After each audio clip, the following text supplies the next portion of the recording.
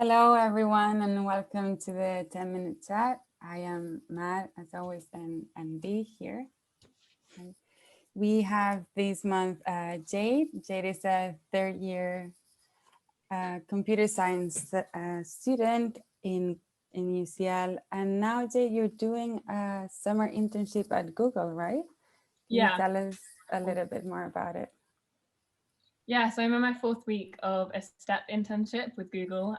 So that's one where it's for first and second years and you get to work on a project with another partner and they focus a lot on development. So it's been really fun and we're sort of halfway through the project and it's cool because it goes actually into the Google code base. So it's not sort of a fake thing. You get to actually make changes. That's really cool. That's really impressive. What is the project you're working on? Can you share? Yeah, I can give sort of a rough overview. It's about logins and authentication. So I'm changing a certain part about how they authenticate a user. So kind of coming on to something a little bit more serious and sort of having talked about internships a bit, we were wondering sort of what are your experiences and opinions on positive action? So positive action is kind of similar to positive bias, and it's when companies might be more favourable towards women in terms of recruitment and the like.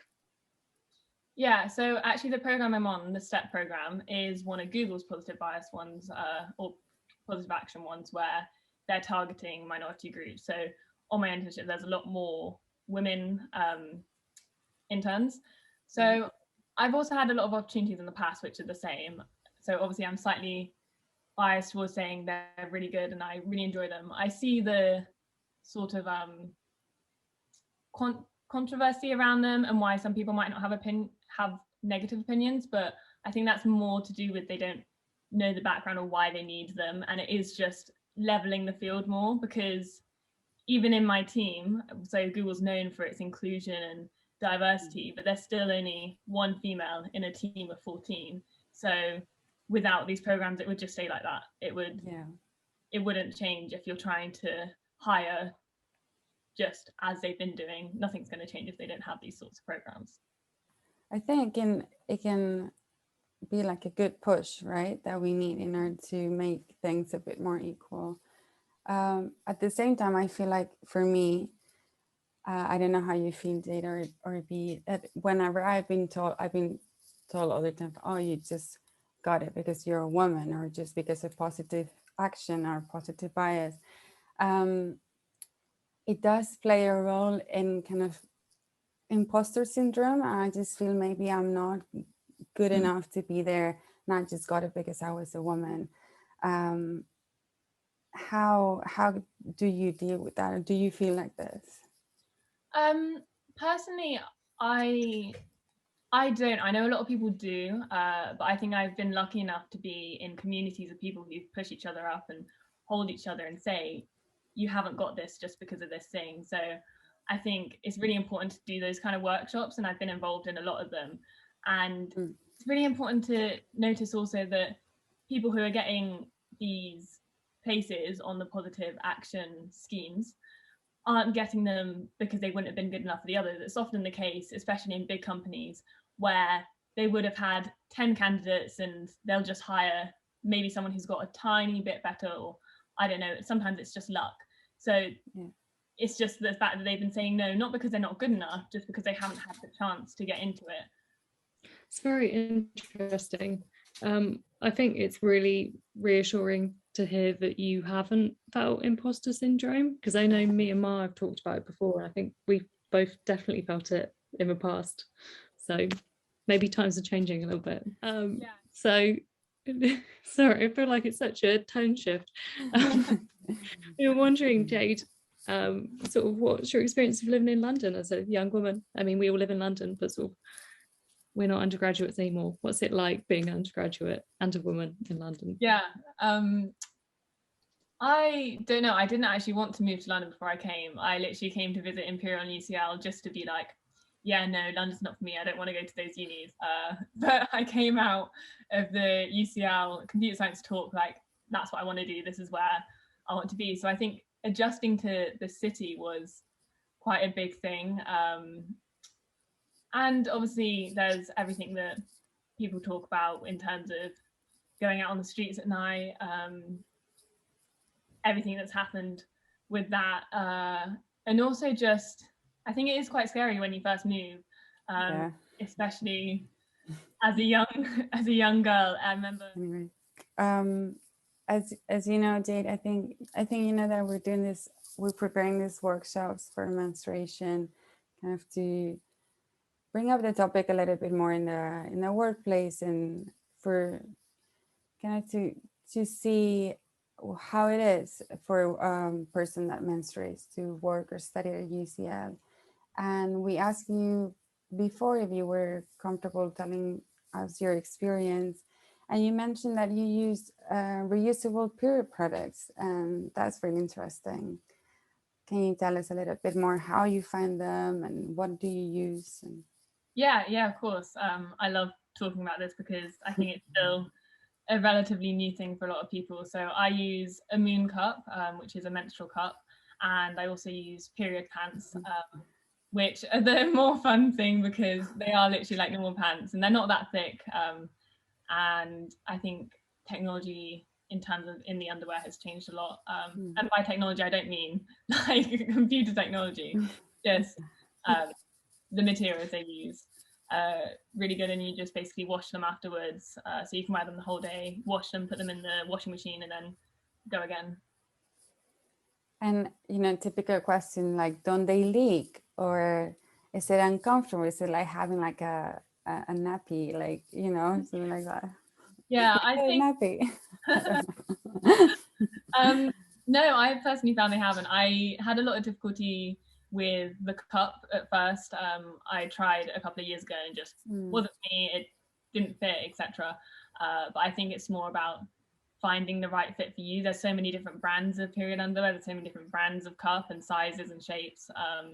So I think when you find the right one and when you know what fits your body type, then it works. And yeah, personally I haven't had any problems with the pants or the cup, and very comfortable with using them.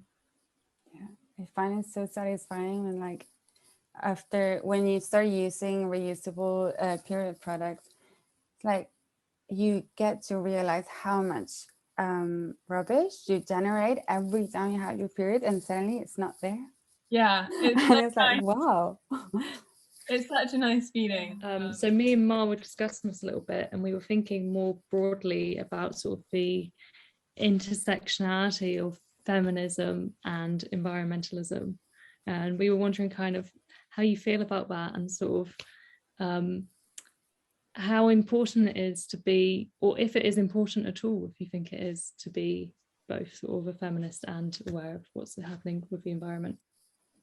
Because I think, to me personally, they kind of do go hand in hand. I think if you want to be one, you have to be the other two, especially if you're a feminist. Then I think you have to also be environmentally aware because of the crises we're seeing on a global scale, and how it's going to disproportionately affect women in the global south, and how women are just affected day to day more by some of the impacts of climate change. But it's interesting just hearing sort of people's views on that. And I think I also think that's very interesting. And I also think another side of kind of this intersection is, I feel like by being environmentalist, you can care a lot more about the cycle of the earth and kind of the periods of rest that the earth must have that we are not listening to. And that kind of reflects a little bit as well of taking into account the periods of cycles of people who, for example, menstruate, and how people that menstruate also need also normally have in the cycle periods of rest and periods of high productivity. And I think that is very much how do you say parallel to environment and the earth, and let it time for rest and time for productivity. Yeah, that's really nice, like a sort of through like sort of parallel ways of thinking of like treating our bodies in a way which respects their sort of natural flow and periods and cycles, to be specific, throughout sort of the months and years, and kind of we actually see a parallel in the natural environment, and how do we treat that? Yeah, that's really really nice one. I like that one. Yeah, in the conversation prior about environmentalism, feminism in terms of their link, I kind of look at that in a way of, if I was putting myself in the mindset of someone who's not perhaps interested in both, that a lot of those effects are because of like just inequality in general, and then so it's not the climate change itself which is a feminist issue, but yeah, the impacts. And if I was being a very I don't know the word, but it would be like, if we sorted out inequality, then climate change wouldn't be disproportionate. Obviously that's a very broad statement, and you can never just sort out inequality. But yeah, it's really interesting. I hadn't actually thought of some of those things, but reflecting on it, is actually like a lot of feminist issues do have an impact on the environment. So things like shaving and disposable razors, or like moving towards like kind of similar to men's electrical ones, would have a positive environmental impact. Menstruation, and reusable products. And even continuing that, things like the decision to have children, big feminist issue, and also environmental impact. So I guess it's multi-layered. It's not just about how it affects the global south, which is obviously really bad, but also sort of these decisions we take as feminists also have an environmental impact. Yeah, definitely. And all of these things are about choices and women having the option.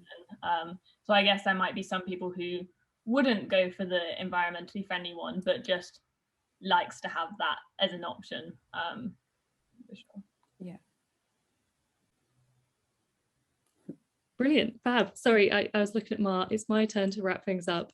So thank you so much, Jade, for talking to us. It's been a really, really interesting 10 minutes, and we wish you best of luck with the rest of your internship and rest of your degree too.